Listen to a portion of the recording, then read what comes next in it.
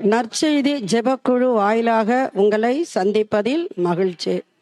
இன்றைய ஆண்டவருடைய வார்த்தை நமக்கு என்ன சொல்லுகிறது என்றால், ஆதியாகமம் 18:9 இப்படியாக கேட்கிறார் ஆண்டவர், ஆபிரகாமே, உம்முடைய மனைவியாகிய சாராள் எங்கே என்று கேட்கிறார்.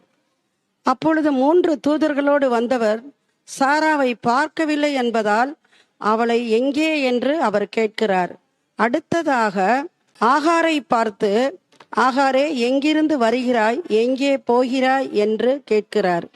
மூன்றாவதாக மல்கியாவில், நான் உன் பிதாவானால் என்னை கனப்படுத்தும் கணம் எங்கே என்று கேட்கிறார்.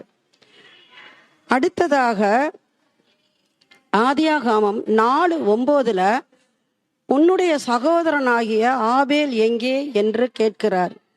இந்த ஒவ்வொரு வசனத்திலும் ஆண்டவராகிய இயேசு கிறிஸ்து எங்கே எங்கே என்று கேட்கிறார்.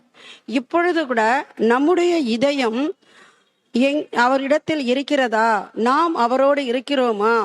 நீ எங்கே இருக்கிறாய் என்று நம்மை பார்த்து கேட்கிறார். நாம் அதை பற்றி யோசிப்போம். என்னுடைய இதயம் அவருடைய இதயத்தோடு இணைந்திருந்தால் அவர் என்னை எங்கே என்று கேட்க மாட்டார். அவருடைய ஆவியோடு என்னுடைய ஆவியும் இணைந்திருந்தால் அவருடைய பார்வையில் நான் எப்போதும் இருப்பேன். அவர் சொல்லியிருக்கிறார், என் உள்ளங்கையில் உன்னை வரைந்திருக்கிறேன், நான் உம்மை பார்த்து கொண்டிருக்கிறேன். அப்படி அவர் நான் பார்த்து கொண்டு இருக்கிறவராய் இருக்கிறபடியால் நாம் அவரை பார்த்து கொண்டு இருக்கிறோமா என்று யோசிப்போம். இந்த நாளில் கூட ஆண்டவர் நம்மை பார்த்து எங்கே என்று கேட்கிறபடியால் நாம் அவரை பார்க்கும்படியாய், அதற்கு தகுதி உள்ளவர்களாக இருக்கும்படியாய், நம்முடைய இதயம் அவரை பார்த்து கொண்டு இருக்கும்படியாய், அவரை தேடும்படியாய் கூட நாம் இருப்பதற்கு நாம் ஜெபிப்போம்.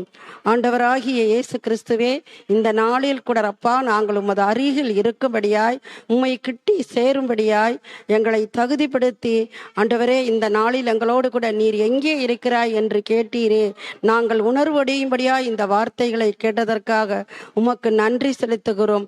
அருகில் இருக்க எங்களை தகுதிப்படுத்தும். உமது பார்வையில் நாங்கள் இருக்க எங்களை தகுதிப்படுத்தும்.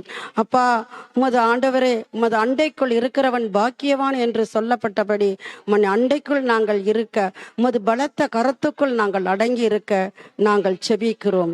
என் தேவனாகிய இயேசு கிறிஸ்து எங்களை அப்படியே செய்வதற்காக நன்றி செலுத்துகிறோம். இயேசு கிறிஸ்துவின் நாமத்தில் ஜெபிக்கிறோம். எங்கள் ஜெபம் கேளும் ஜீவனுள்ள நல்ல பிதாவே, ஆமென்.